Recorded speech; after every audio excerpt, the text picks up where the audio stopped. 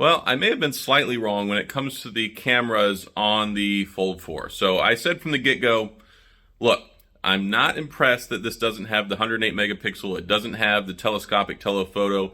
It is a slight upgrade in certain areas over the Fold 3. However, the 50 megapixel camera combined with the Snapdragon 8 Plus Generation 1 is a winner.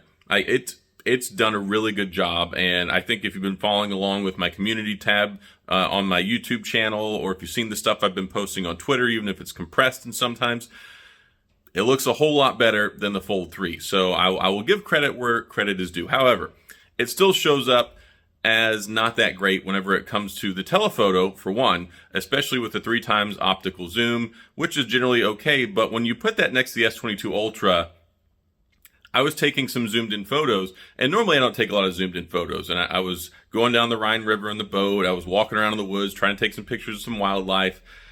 That telescopic telephoto that you get, the 10x zoom plus the optical combined, that 100x zoom, is pretty good on the S22 Ultra. Versus the Fold 4, you get the 30x. Once you start getting past a couple times zoom, though, things really start to look grainy and diminished. However, overall, I've been very impressed with the primary camera on the phone.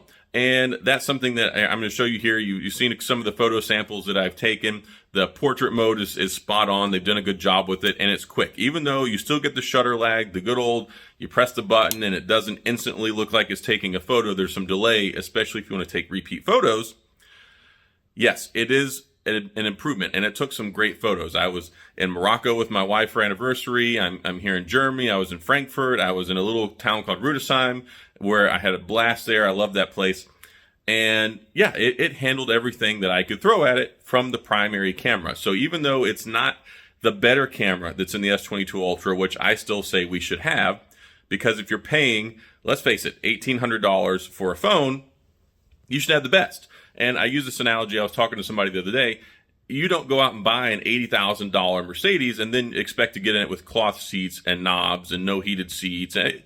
It's the little stuff. And when you're paying $1,800 plus tax for a phone, then yeah, you expect to have the best of everything. I apologize. There's like this light right here on the screen. I'm recording from my hotel room in Berlin. I'm here for IFA, which is a big consumer electronics show, just like what we have back home in Vegas every January. So I came out here to meet brands and to cover this while I'm here. So I'm recording right now with the Z Fold 4. I'm just holding it in my hotel room, and this is also a testament. The microphone is top notch on this camera, and also I think it does a pretty good job. I wish I had better lighting.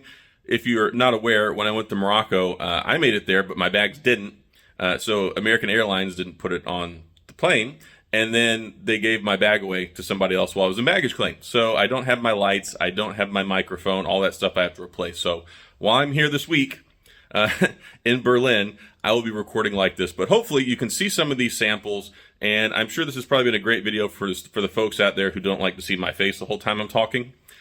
There are a lot of photo samples here. I want you to see this because it does take really good photos, even some low light stuff. The combination, there's definitely something more special about the Snapdragon 8 Plus Generation 1 and this 50 megapixel camera. It's the same one that's in the S22 Plus, not the one that's in the S22 Ultra. So there have been improvements there. They're noteworthy. And if you're looking to get the phone, I think that you'll probably be pretty impressed with it. Again, it does fall short a little bit in the telephoto department. It's not as impressive as I would like it to be. Wide angle, it's perfectly fine. I mean, I don't think a lot of people really get excited about wide angle photos. They're there. They're a nicety. I could be wrong. If I'm wrong and you love and you love the wide angle photos, and sound off in the comment section and we'll talk about it. But as far as a primary camera, I think it's good. I think they should have improved the selfie camera.